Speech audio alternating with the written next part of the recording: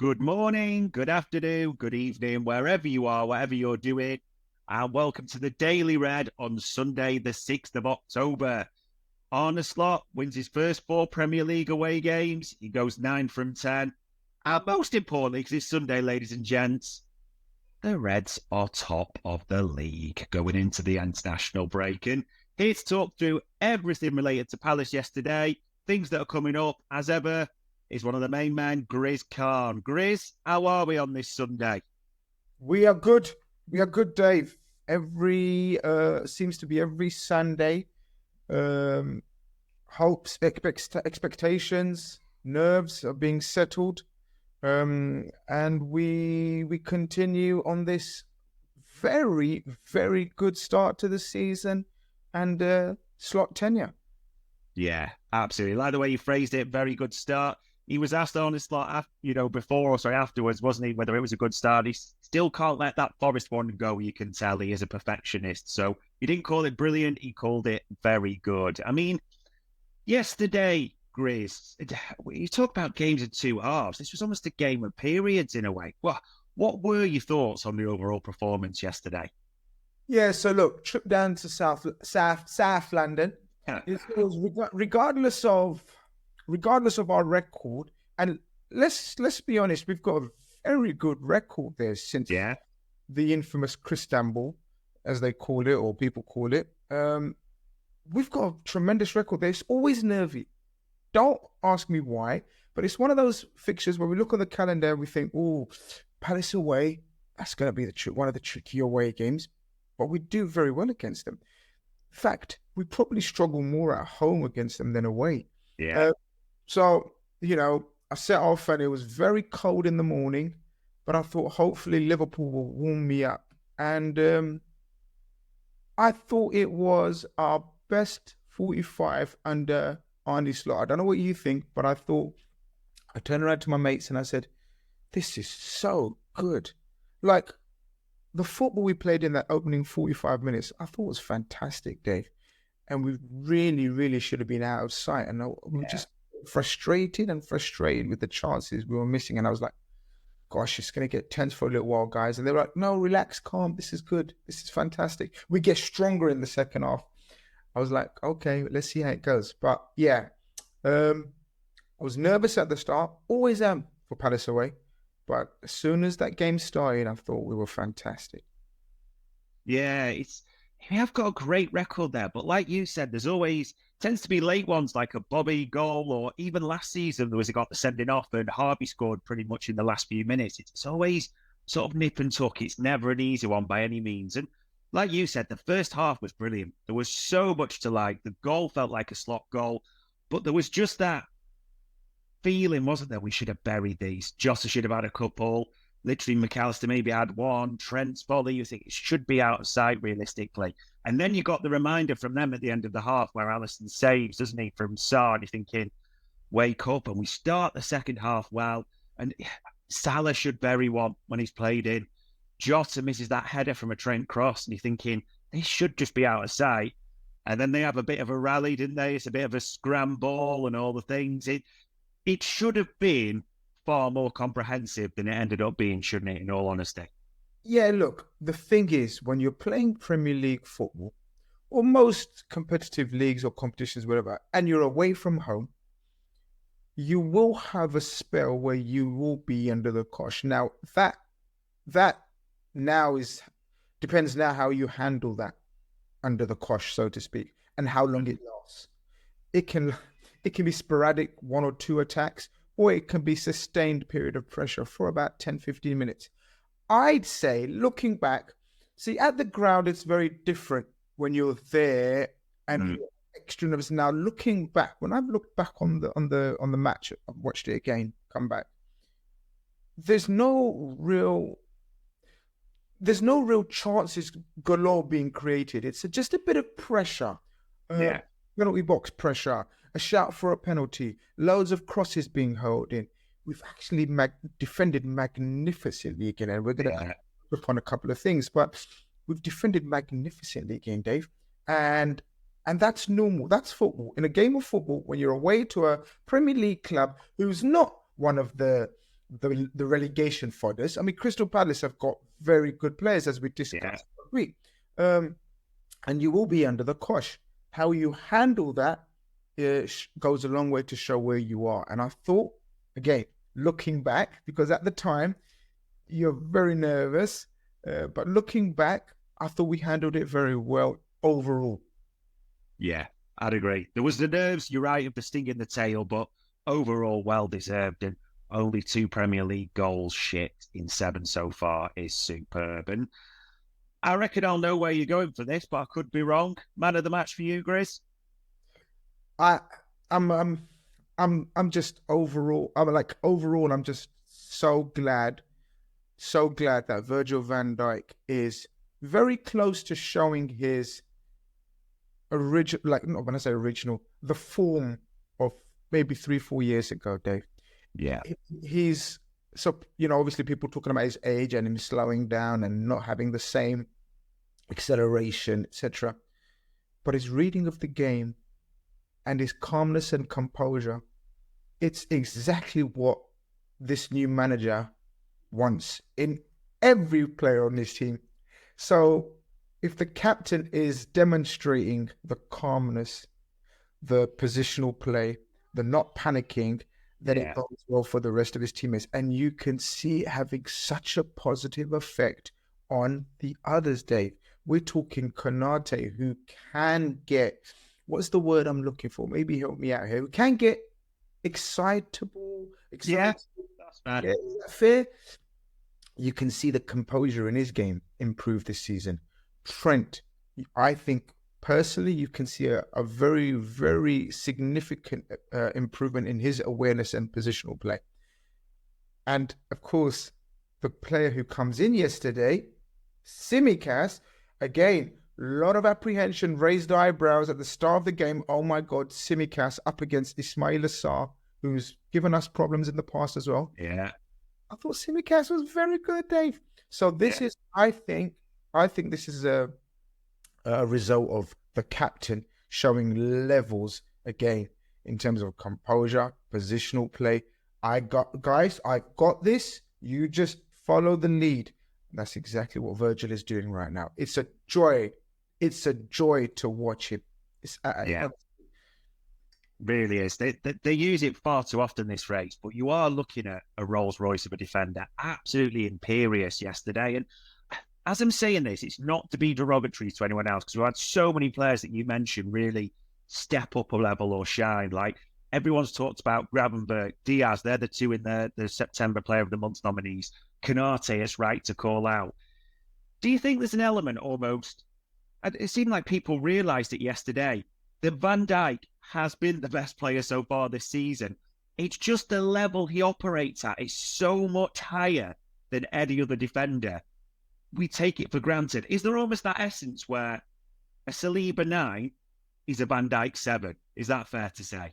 Yeah, it's all about standards, isn't it? It's all about levels that you set yourself, expectations, and how we've discussed often about sort of Trent's passing has been normalized. Trent's passes are not normal.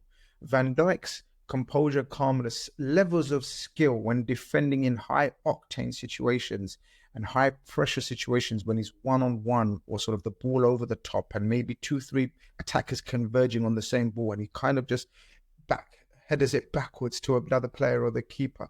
This level of composure, it's not normal. We don't see it week in, week out. Centre-backs don't even dream of trying some of the things he does in these said high-octane positions and pressure situations. It just shows you the levels of the guy. Now, I think you're spot on. When he doesn't reach those 8 or 9 out of 10 every week and he has a 7, we're slightly disappointed. Media are slightly disappointed because he is an 8 or 9 out of 10 every single game. Possibly, I'd say he's possibly a centre-back that's probably had 10 out of 10 performances, in the past. So you're right. The expectation levels, the levels that the bar he set is so high that if he has not a dip, but not a magnificent 8 or 9 out of 10, we start, is this the start of the downfall of Virgil van Dijk? But my God, he's shut a very, very, very lot of people up. And And look, the likes of Saliba and whoever you want to talk about, Gabriel or Diaz of Man City, they all know. And this is the best part, Dave. They all know internally and inside the respect and the adulation they have for this man. He is the daddy of centre-backs still, and he will remain so, I think, in my opinion. All fantastic centre-backs in their own right. But as we've said, there is levels with this guy that they haven't and won't ever reach, in my opinion. Yeah, sensational, really was. And to be honest, at the moment, if there's anyone pressing his claims, and I still think he's, and this isn't again being derogatory, but probably a level below, but the second best centre-back right now in the Premier League, Ibu again, another great performance, blocks, great passing at times as well. They came under pressure from Mateta, like you said, rather than shots galore. It was just the nature of getting the ball into the box, and that changed style from Crystal Palace. But they were so good yesterday. And you look at that pairing, Grizz, 2 conceded in 7 games. And I even love the fact that in his post-match interview, Virgil was talking about how annoyed he still was about that Wolves goal going in. Konate and Van Dijk, that pairing, and this almost sounds bad as I'm saying it, but it's not meant to be. It's just because they're so good, almost that drop-off if a Kwanzaa or a Joe Gomez has to come in. And they're 2 brilliant players as well. But these 2, we've got to keep them fit all season, haven't we?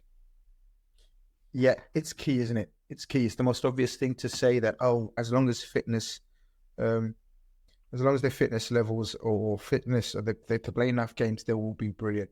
I think we're very close. And of course, we've discussed many times in weeks gone by that the test will come in the next 6 to 8 games. But I think we're very close to seeing a centre-back pairing as good as the one we won the league with and the Champions League with. I think we're showing levels of Gomez, Van Dijk, Matip, Van Dijk. And that's the highest compliment I can give these 2.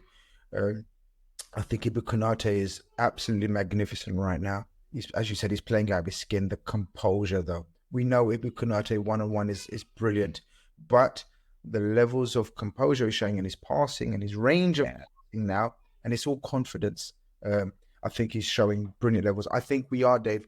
I think we are showing levels of Gomez, Matip, a la 18, 19, 17, 18 levels where we were 19, 20 levels where we were magnificent defensively. And long may it continue. Fitness permitting, we could see a special partnership. We already know they are potentially, and they've shown glimpses. But in terms of consistency through the season, let's just hope the fitness stays as it is and we witness something special. Yeah, and let's just hope Didier Deschamps chooses to wildly believe somehow that Upamecano is a better option for France. So if he gets a nice rest, we'll see what happens during this international break. And I suppose a couple of others to touch upon as well. Jota, Grizz. I mean, it's a great goal. It's his predatory instincts there. There were some bits that weren't too good. Was that just a typical Jota performance? There's a bit of good, there's a bit of the terrible, but it's a goal. Diogo Jota.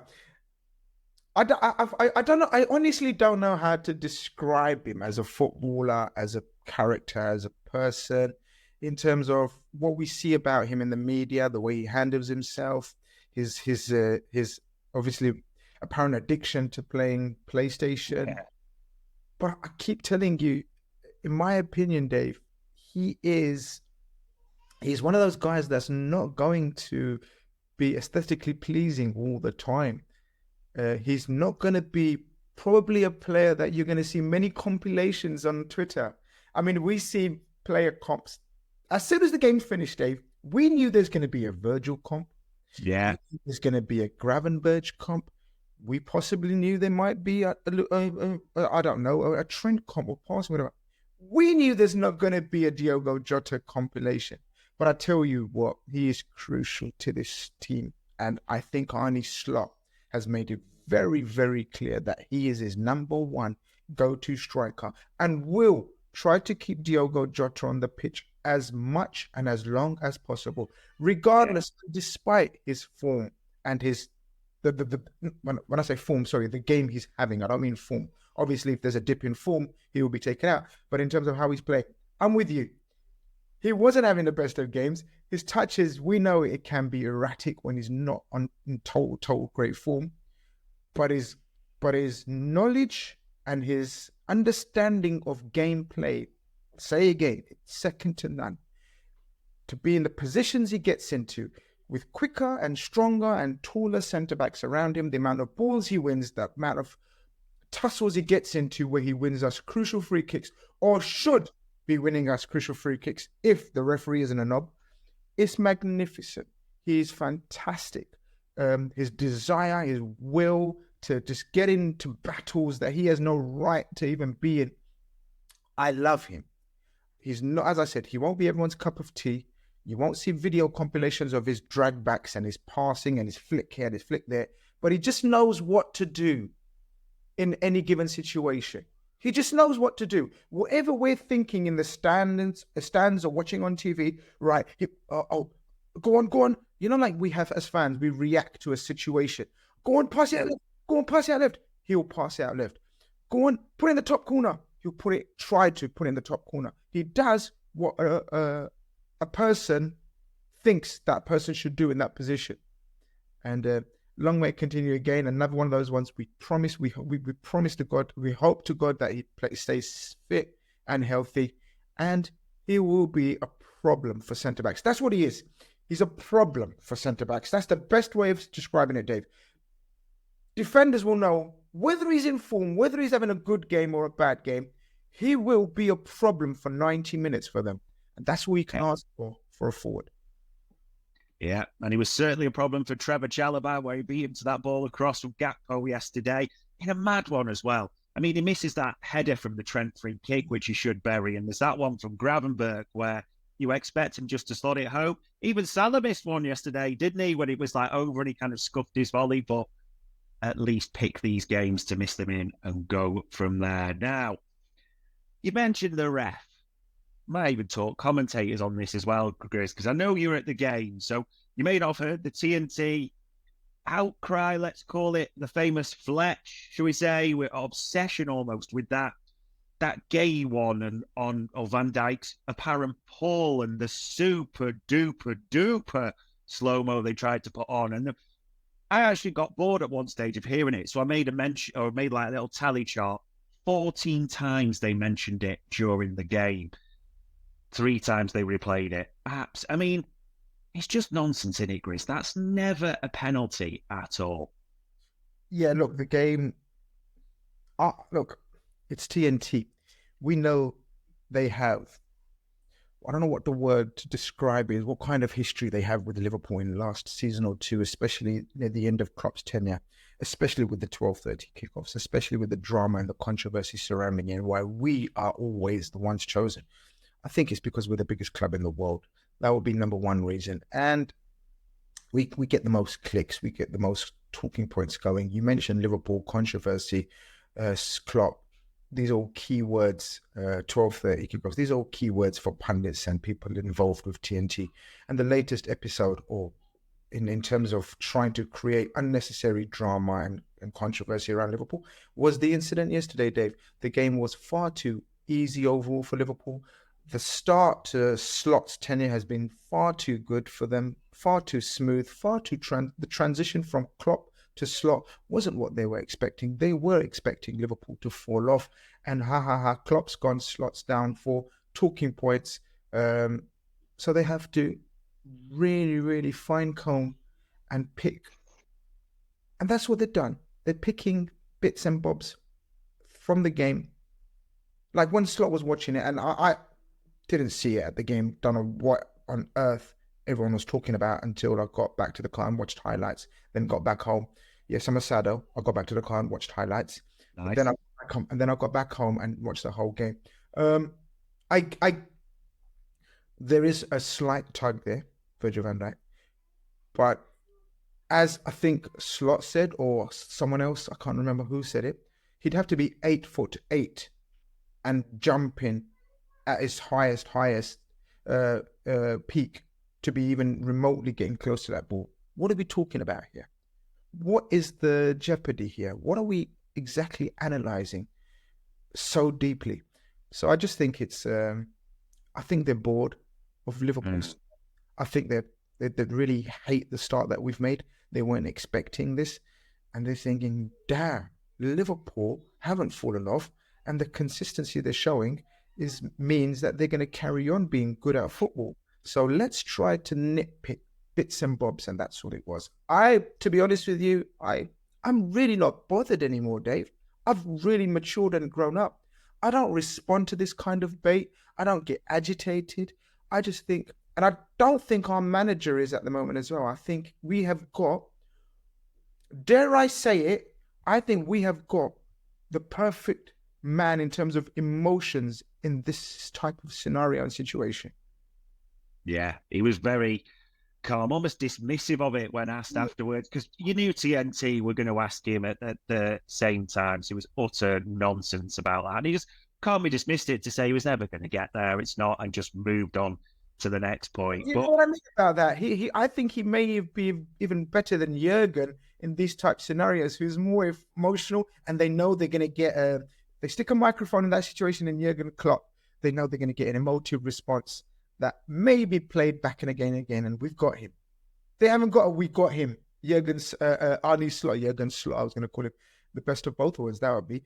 They haven't got an Arne Slot got him moment yet, and they're looking for that. Yeah, no chance here, and absolutely no chance that was a penalty, despite the nonsense Keith Hackett was coming out with. And speaking of refs, I mean, Arne Slot, you could see getting agitated on the sideline quite a few times, and even mentioned it afterwards in his post-conference chat about how we didn't actually get a free kick yesterday until about the 55th minute. I mean, most of us were screaming at home. Just how bad was Simon Hooper yesterday?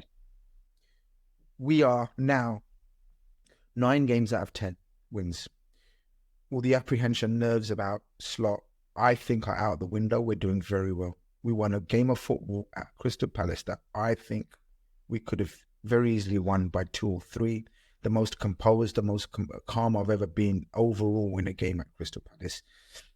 Yet, the mood during, afterwards, and on the way home was about the levels of officiating in that game.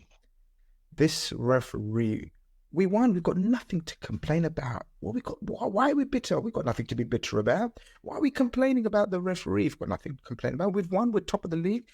Everyone else, anything else is none of our business. This is the levels of emotion that this guy managed to sort of rattle in the mere normal average fan in the ground. He was appalling, Dave. Obviously, you guys saw more close up in terms of the decisions, but even us, we were like getting agitated, like, what? The yellow cards, 2 of the most innocuous yellow cards you're ever likely to see. And Dave, I think we're such a nice team still, Dave. I still don't think we surround the referee or get agitated and let him know, like, what are you doing? Virgil does, actually. Virgil has become slightly that. But I tweeted at, I think it was sort of when we got the second yellow card, we better get a second goal here before we go a man down. Like, this is so obvious. He's trying to give Palace any advantage possible. And that stat that you just told me about, and about our first foul was given in the 55th minute to an away team at home ground. It's unheard of. Who's had 70% possession. So they're the ones that have been chasing and harassing us. You're trying to tell me they haven't committed a foul. And we've committed in that same time, apparently, again, I've read 14 fouls in that same given time span period. Yeah. It's unbelievable. And that should be investigated. That game should be looked at. He should be marked and given a level of, I don't know, what analysis, whatever they call it, overall performance of a referee. It should be mandatory. Every referee should be monitored and given a rating. And I'll be astounded if the powers to be that give that above 3 or 4. Maximum 4. because that was a 2 and 3 out of 10 performance by that. Who I don't want to say his name. We've got so many things positive to talk about, but he was a damning negative, Dave. Damning negative. Yeah, he was absolutely terrible. And Palace brought Mateta, Hooper, and Fletch on, but Liverpool the day. That is all that matters at the end. And speaking of positive, and then we've got to stray into the negative here. We didn't want Alisson to be needed, but while he was on the pitch, he showed up big time, didn't he, Grizz? Yeah, he's a monster, isn't he? He's the best keeper in the world. Again, we talk about calm composure, about Virgil. This guy is the epitome of that. I'd say sometimes a bit too much when he does those passes, unnecessary passes. Yes, I believe and I agree in starting from the back. And if they're the manager's decisions and opinions that how he wants his goalkeeper to play, then fair be. Yeah, Alisson. Some would say he's there to make saves, so we shouldn't be surprised. That's what a goalkeeper's job is.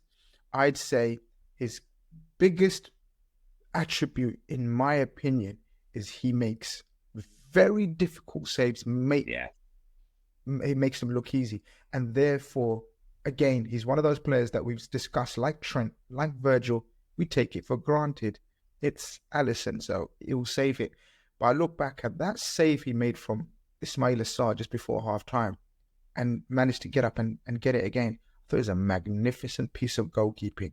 But yeah, Alisson and his pet hammy. Again, it's becoming a bit of a concern. Yeah, I think it's probably right. I mean, that as the stats tell us now, that's 4 times in 12 months. And we think of last season where, when again, Kelleher overtook him at performances, didn't he, at one point as well? And we're going to get probably likely to that same situation. I mean, on that, Grizz, it's probably looking, because we thought he'd be out the door in the summer. It's maybe quite fortunate that Kelleher has stuck around through whatever circumstances, no bids on the table to a satisfactory level. And it's also started to become more apparent that Mamardashvili does look very much like future-proofing, because Alisson is pet hammy. It's a shame, but it is a concern now, isn't it? My God. But can we give some credit to our planning and our thinking and our recruitment and our succession planning and everything else? Because we could have very easily sold Kelleher. There was enough teams interested, maybe not getting the price, but we could have easily taken 5-6 million less and said, look, the kid wants to play, let him go. Listen, we've kept Jaros back as well. And then not really gone all out to sign Mamardashvili. But maybe we knew, maybe the people behind the scenes who analyze these things to the most, finest detail. Yeah. That there is an issue there with Ali's fitness and hamstrings, more important, more to the point. And therefore, we should not get rid of Kelleher at all costs, which we actually ended up doing, and convincing him to stay. And then we go all out to sign the replacement, the long-term replacement for Alisson.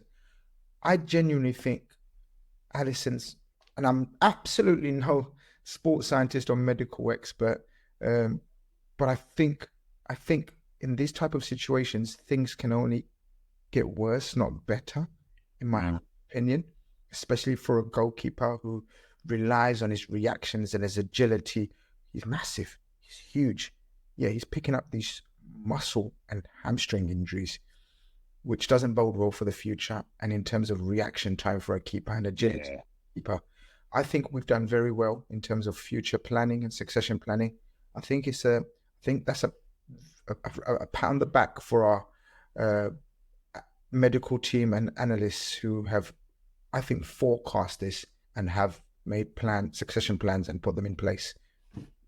Yeah, we're waiting the news, but we're expecting a bad outcome, I think I would say, for Hammies in 12 months. And I think we saw him afterwards in the walking off to the coach, limping. And obviously, as fans, we said, Ali, how are you? He just put a thumb up and he said, I'm okay. But he was like, he was not okay. I think it's a minimum four-week job, Yeah, and you do wonder if they'll even give him a bit longer just because of the history that as well. It's a tough one. But listen, Kelleher's been brilliant and we've called upon him. Even Jaros. And the best thing about Jaros yesterday, as well as his saves, he does the post-match interview. You look at Jaros and you think he's going to sound like Ivan Drago out of Rocky. He's going to give it the whole, if he dies, he dies. And then he opens his mouth and Scouse comes out. Have you seen the interview, Grizz? Well, I was shocked. I thought, this is brilliant. Was it Scouse or was it... some people were saying it Mancunian. Yeah, Newton Lewillo's in between type, yeah. I had to my good friend Big Steve from Man City, the Man City fan. I thought that was Big Steve. This slightly the tone of voice as well, slightly squeaky, not a deep, like you said, Alvan Drago. Like he's a huge man as well. I thought it was fantastic. But again, fair play to him. He stuck around. He wanted to go. Slot revealed that he's so desperate to go. Yeah, keep him around. And look, opportunities like this come. And then you take them, and I thought he was very composed. There was a moment where my heart was in my mouth. I don't know if you guys if they showed it again, where he slightly slips coming out for the ball. Yeah. My gosh, Dave, I went, because I was right in front of that bit, and then he recovers composure and manages to get the ball away.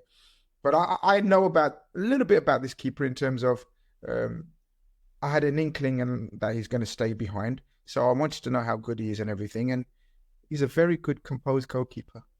He has a very, very high ceiling. Again, one of many very good goalkeepers that we've got in the background. Yeah. And yeah, he might be needed in the cup games now, for example, Dave. Let's see how it goes, because Kelleher will be obviously Champions League and Premier League. But I believe we've got a League Cup game. And I think Jaros might get that now, Dave. So fair play. Yeah. Hope he does himself proud, because, yesterday coming on in the last 10, 15 minutes of loud Crystal Palace, who were literally bypassing midfield and just hurling balls left, right, and center into our penalty area. It could have been very, very problematic, but he was very calm and composed. Yeah, I think that's right. Did look calm and composed. This was no kid. We know he's done well in, I think Austria. He was playing for Sturm Graz last season, but thank God we've got a good number 2 and a number 3, as was proved yesterday, because that's what we leave with, 3 points. And the final person to talk about, I'll talk about this ask you in 2 parts, actually, Grizz, because the head coach, Arne Slot, 9 out of 10, 4 away with. There's so much to like, and even almost the stuff he's saying after the game was brilliant. But even the stuff he talked about in his presser before the game, when he asked about, will anyone feel this? Like, no, we are Liverpool. These players are used to being top. A little jibes at journalists, just keep it on their toes. Obviously, even saying, you guys would never lie. Every time we're seeing this guy communicate, we are more and more impressed, aren't we? Yeah, he's we used to, I personally, I won't say we as everyone else, because I know he had his detractors. I used to love listening to Pep Lijnders talk. And obviously some would say he talked too much in press conferences or whatever. But this guy has become my favorite Dutchman. Now, we know Dutchmen, pundits, commentators, ex-players alike are very outspoken, and they do, and the ones that are on the scene, your Koemans, your Gullits, and all these guys that are still around, in and around the scene, do make outlandish statements and talk about football in a weird way sometimes. This guy's brilliant. He's my favorite Dutchman to listen to, Dave. He's fantastic. I could listen to Arne Slot talk about football for hours upon hours upon hours and not get bored. He doesn't get over the top. Again, he says things that a fan would want a coach to say, right? In terms of, there's nothing to get carried away. And he also is not shy in talking about things that he demands an improvement in. Yeah. The term youngsters use these days is gaslight. He doesn't gaslight situations in terms of overplay them and, exaggerate our performance, for example, or where we are right now as a team, as a unit, his expectations, what he expects from players and the team and the club. But the one line that, I don't know about you, but gave me goosebumps, and I thought, okay, this guy is here now, and he's coming out of his shell slightly, which is absolutely fine. You work your way into any situation you find yourself in any level of society, work, organization. The line where he said, Dave, we are Liverpool. we expect to be here. If the players are overruled by this position they're in and or worried, or then it's not normal. Because we are Liverpool Football Club and we expect to be fighting for every title that we're in. For me, I thought that was so. For the people that thought, he's setting a low bar and he's just working himself up so people don't get carried away. Well, there was your moment that if you don't believe or you didn't believe, you should start probably believing that this guy does mean business. Yeah, it's been a brilliant start. As we said before, 4 away wins in a row, 9 out of 10 now. Literally, they said they're equaling the start of Paisley. There's so much to be impressed. And one thing I also liked, I love the fact he called out Endo at the end as well, just coming on, because he came on and made a smashing tackle in it. And maybe the highlight of the game, the little volleyball just to keep it in the corner as well. That was brilliant as well. So we had no idea. We had no idea what happened. Yeah. It was brilliant. You should have seen it. Literally, I'm sure you see the replay, that little one where he just stakes it out with his hand. But I wanted to before you go on, Dave, because you mentioned Endo and you mentioned sort of how he's keeping or how he spoke about him, and that was a brilliant incident afterwards when I saw it. I mean, give the man a medal, give the man a Player of the Month just for that. But I just thought the players that stepped in, and we discussed the squad will be needed and how to keep all the players happy. I thought Curtis Jones, Tsimikas, and Gakpo, all 3 players that were asked to come in and continue the form and the rest of the team have been showing and show their levels, did it, I thought. And that's testimony to the coach and the levels of motivations behind the scene. He's kept them going and said, as soon as you step in, you will have to show yourselves. And I thought all three were standouts. And that is brilliant. Even the substitutions. Diaz didn't come in and think, last 15, 20 minutes, ran his socks off. Endo, again, so much composure and leadership qualities that I have spoken about, that I think is taken granted. We take it for granted. So, again, this is behind the scenes. This is the levels of motivation that you have to keep the squad motivated and ready for war, so to speak. And I thought they were fantastic. Yeah, it was good rotation, no 2 ways about it, especially the numbers. So much to be pleased about from this weekend. Everyone should be bouncing. But one thing we're not too excited about, Grizz, well, I'm not anyway, international breaks. I can't stand them. It just seems there's always an international break. They're always at the the wrong time. And this one, obviously, we know Alisson won't go. Looks like Nunes is going to go because the South American sort of agencies, if you want, as Kaz, I think it was, are suspended the ban. So we'll see what happens there. And Alexis McAllister, I mean, another abductor issue as they're phrasing it, but even reading just now, all the indications are he is set to travel to Argentina. So just the 15,000-mile long-haul flights. I mean, we're just praying they all come back as fit as possible for this break, aren't we? I can't stand international breaks. No, but I think we might have needed this one, Dave.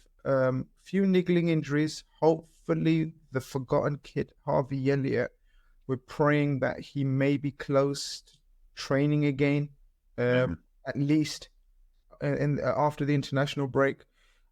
Hopefully, it gives a couple of weeks for Alisson's recovery to be put into motion. And McAllister, he's fantastic.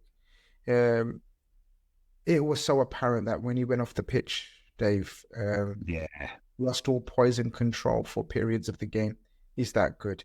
He's that much of an orchestrator. I know Gravenberch has been magnificent, but Gravenberch is different from McAllister in terms of McAllister doesn't drive with the ball and everything else, but his choice of passing and his ability to set the tempo of the game is second to none.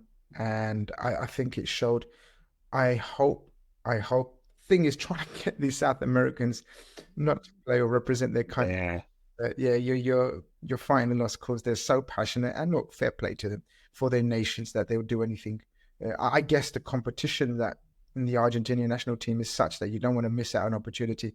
But I hope sense prevails. I hope Scaloni, the Argentinian coach, sees sense and doesn't play him in this break, in this international break, because we absolutely need him for that up and coming, as I said, set of fixtures. Was there any other niggles? No, I can't remember. But Alisson, McAllister, Elliott, Kelleher was just illness. He should be fine. We're just hoping and praying anyone else doesn't pick up anything. But I have a feeling the form that our players are showing, their respective national coaches will want to take advantage of that form. So it comes with the territory, right? If your team are doing well, if your players are doing well, then they're going to be utilized by other coaches. Yeah, it's an unfortunate set of circumstances that Holland and England have just realised in recent times that Gravenberch and Trent Alexander-Arnold might be good players, unfortunately. So, yeah, fingers crossed, and we're saying all our prayers. And I mean, even looking a bit ahead and to finish on this one, Grizz, them fixtures when we're back from internationals, unreal. I mean, even in that first week where you step into Chelsea on the Super Sunday, Red Bull, and like you said, you're running into Brighton ones from there, Villa, and even at the end of that, if you look at that 10, just a small matter of a City and a Real Madrid thrown in. I mean, people will talk dramatically, but it's fair to say in 10 games' time, as we step into this period after this break, it does feel make or break a little bit, doesn't it? Oh, yeah. People can talk about what they want in terms of, oh, you're going too early, relax, it's this, that. No.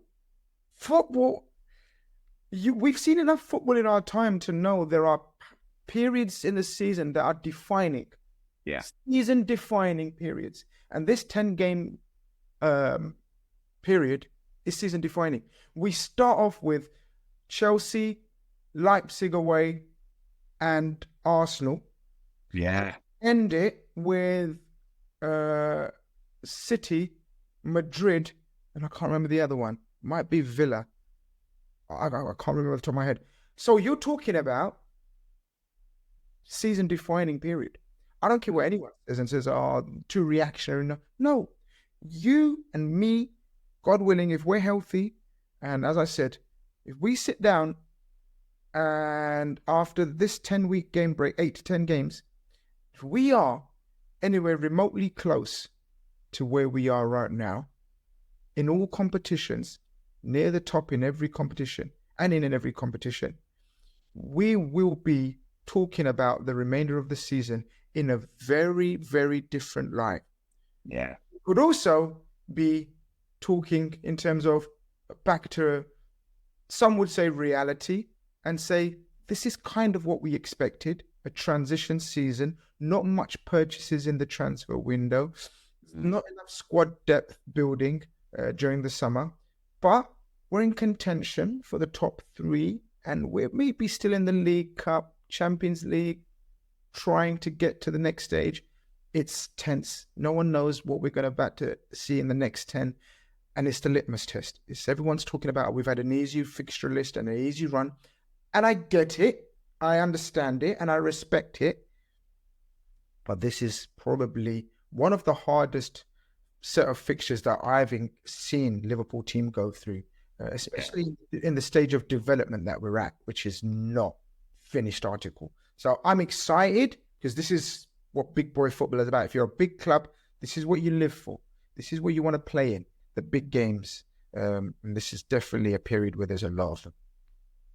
Yeah, no doubts about it at all. The next 10 games feel absolutely massive, but let's end it on a positive, ladies and gents. Before we get to there, it is the international break. Regardless of what anyone else says, the Reds will be and stay top of the league. So all it leaves me to say is on a glorious Sunday where, just in case you missed it again, we do sit top. Grizz, for the time, the insight and the answers, much appreciated, sir. Appreciate it. Thank you very much. And ladies and gents, that was another Daily Red at Anfield Index.